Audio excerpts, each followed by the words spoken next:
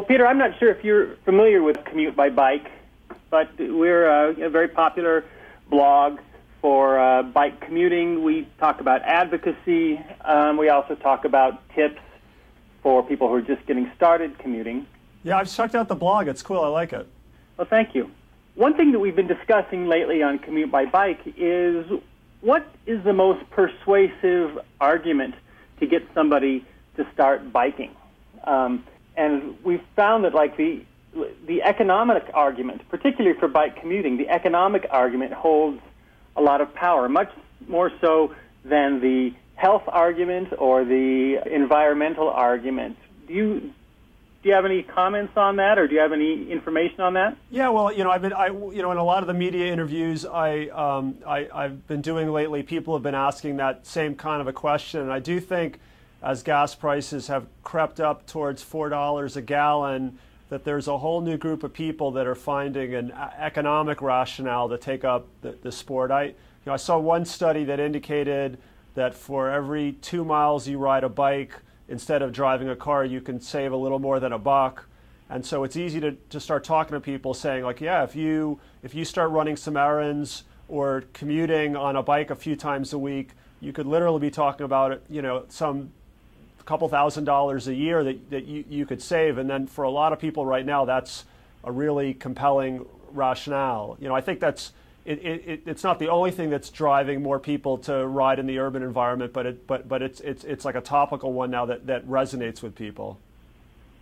What about the aspect that we often hear that keeps people off of a bike is just an exaggerated sense of the dangers of cycling, particularly commuting and mingling with traffic? Yeah, it's definitely for people that are not competent as cyclists. It's a big worry they have, this sense that it's not safe, and it's like there is an inherent vulnerability to being on a bike that everyone who commutes or rides a lot knows that if there's an interaction with a car, who's going to win that interaction. But I'm always telling people how great the benefits are of riding and how statistically safe it is, and some tips about how to be safer. But no doubt, in terms of messaging, talking to people that you're trying to bring into the sport about putting the safety in perspective and giving them some tips is really important, because people are concerned about it. Now, you just referred to cycling as the sport. And on Commute by Bike, we're very much focused on the utility side of cycling, just using a bike for transportation, not necessarily for sport. Right. I'm wondering if there's an aspect to cycling where a focus on the sport may actually have a negative effect. I'm thinking of the focus in particular on the Tour de France and how it inspires people to buy high-performance bikes that aren't necessarily comfortable for daily use or commuting, and they're expensive, so people may be hesitant to lock the bike in a public place.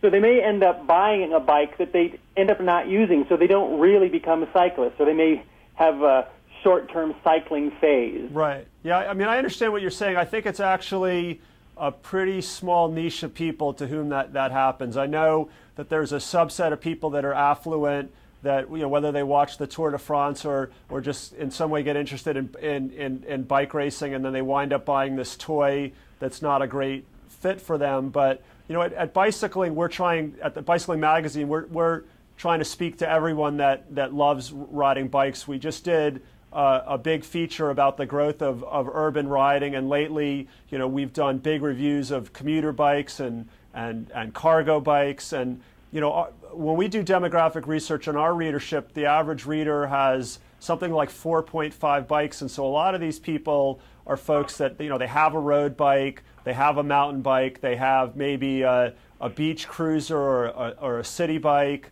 And so, anything that gets anyone on a bike, from my point of view, whether it's for someone who looks at it as a sport or someone who looks at it as a piece of equipment of utility, that's all great by me. And I think that that sometimes people watch the tour on TV, and what they see are this beautiful peloton streaming through the French countryside, and it just reminds them of how much fun it is to be on a bike. And then they go into a bike shop, and maybe some of them walk out with some crazy carbon fiber bike that's not exactly what they want, but many more of them start talking to the guy at the bike shop, and they talk about how they want to commute, or they want to go to the farmer's market, or they want to ride with their kids. And those people are much more likely to walk out of the shop with a bike that's a good fit for what realistic things they're going to be doing on a bike. And the fraction that buy expensive road bikes, I don't even look at that as a problem, because it's such a relatively small percentage, I think. Another thing to keep in mind is that these high-end road bikes, are really profitable for the bike industry. And if a small fraction of people go out and buy these really expensive bikes, it's good for the industry, which, it winds up being good for everyone who rides a bike. If you're someone who wants to go out and buy a $500 commuter bike, it's like you want a vital industry behind that. And so it's not necessarily a bad thing if a small percentage of people are going out and buying a $5,000 race bike, because it's helping keep the industry healthy, which is good for all of us. So you said that your demographic said that the average person who reads your magazine has 4.5 bikes. I assume that 0.5 is a folding bike.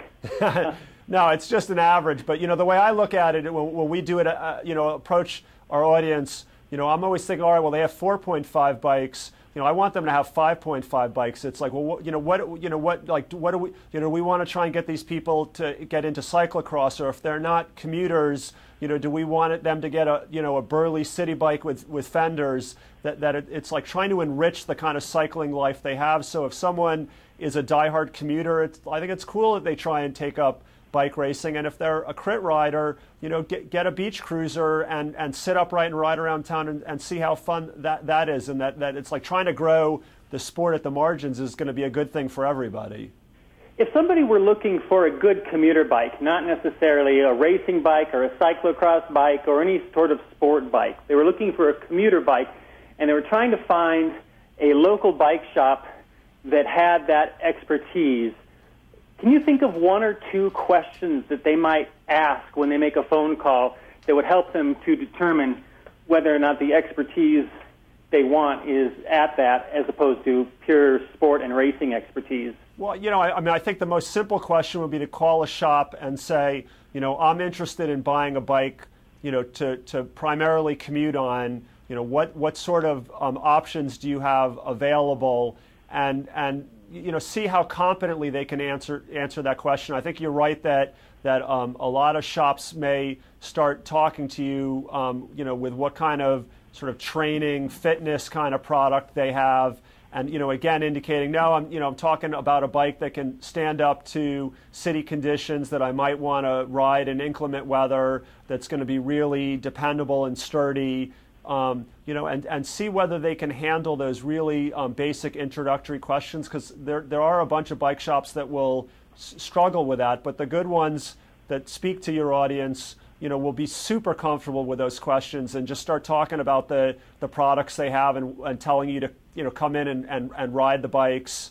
And I think most people, even people that are new to cycling, can get that feeling that they're talking to someone who knows what they're saying. One thing that we talk about a lot on Commute by Bike is the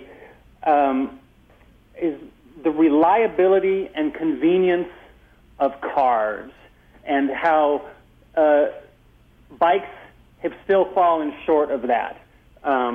Where, when I get in my car, I don't necessarily feel like I need to walk around and check the tire pressure. I don't worry about the transmission falling out most of the time, anyway. Do you feel like the industry is falling short in that regard, or sort of matching just the plain old simple reliability and convenience that people expect from cars? Yeah, I think that some of it's just a communications gap. My sense is that the bikes have gotten a lot more reliable, that everybody I know, talks about how they get less flat tires now than they used to because the tire technology has gotten better, and for a lot of people that don't want to deal with a traditional derailleur, there's a lot of shifting options now that sort of take the load off you as a bike rider, and so I do think it's gotten better, and that the other part is I guess it's part of the inherent culture of being a cyclist that there's going to be a little bit of a DIY element to it. That you probably it's going to become fun to want to take care of your bike, and instead of looking at it as a chore, it's just something that connects you to this really elegant piece of equipment that helps you do all these cool things. And so I know my own wife, who always used to just be a fitness rider. I got her a bike from Public for Mother's Day, and we got it outfitted with a front rack and a back rack, and she's doing grocery shopping with the bike now, and she was a little skeptical at first, but I think you realize once you get going how much fun it is, and how effective a product it is to do those kind of errands, and I think slowly but surely people are kind of catching on to that message. Do you think there's something uniquely American to the need for bikes that are fast? We've discussed how Dutch bikes are fine and good for the Dutch because everything's close together where those folks live, but Americans have to travel farther distances when they commute. Right. Is there anything to that? Well, it's like when you go to some of the Dutch cities, you realize how many of them are pancake flat, and so having a heavy, durable, single-speed bike is a great option for those folks. But I lived in San Francisco for almost a decade, and a bike like that is just horribly inappropriate for that kind of environment. And so, I don't know if it's an American thing. You go to sportifs or fondos in France and Italy and Spain, and the bike racing culture there is bigger than it is here. I just think there are folks of all kinds, all stripes of riders all over the world, and so I think there are Americans that want to go fast, and there are Americans that are starting to realize they also want a bike where they're sitting upright and feeling really comfortable and not trying to go fast, and a lot of the big manufacturers have identified that market, and they're going after it pretty effectively, I think.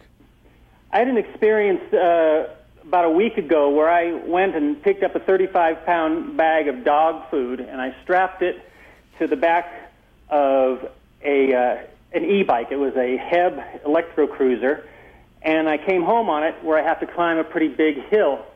And while I was climbing that hill, I realized that I was pretty close to what a 200-pound person would be dealing with an electric bike, and it was still hard. Right. What do you think that e-bikes pose for the cycling industry and getting people who are out of shape onto bikes and into commuting and using bikes for transportation?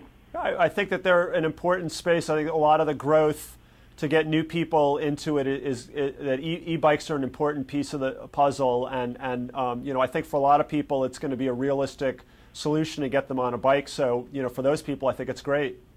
What about your readers?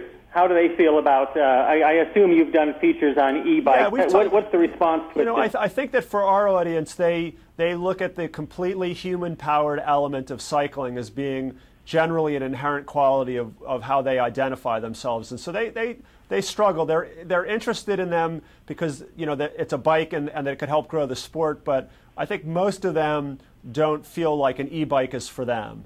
Mm-hmm. While they might, like we found the response to, say, cargo bikes, where we start talking about people like you could go to Home Depot and buy $100 worth of stuff that's really heavy and tote it home on a cargo bike. Now that's interesting to them, but the e-bike is more of a curiosity than something practical for our readers, I'd say.